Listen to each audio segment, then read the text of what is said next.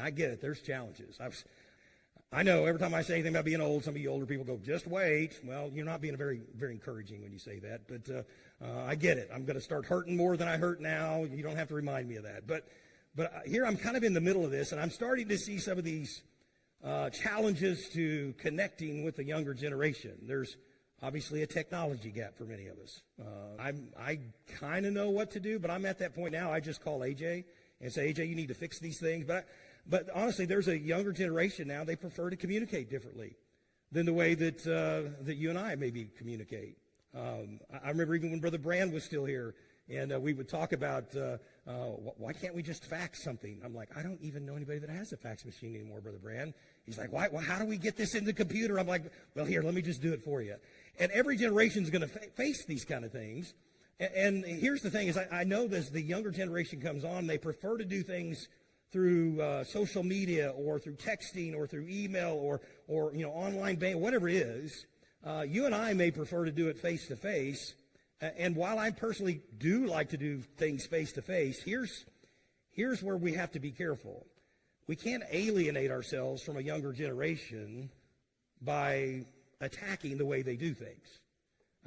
We can't come across in a way that, hey, this is the only way you can do this, because the reality is this: every generation has a new way of doing certain things, and if we come across like, well, that's just foolishness, what you're doing is you may not mean to, but we alienate ourselves from having any influence in their life, because then they'll get this mindset, well, they just aren't going to be able to understand where I am today.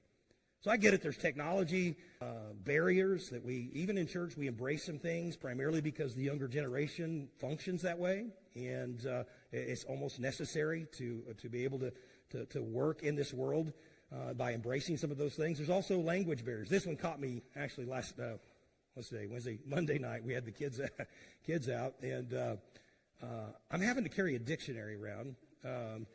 It's English, sort of. But there's a whole new vocabulary. I thought for a while I was pretty good at keeping up with some of this stuff. But I was listening to McKenna and even my grandbabies.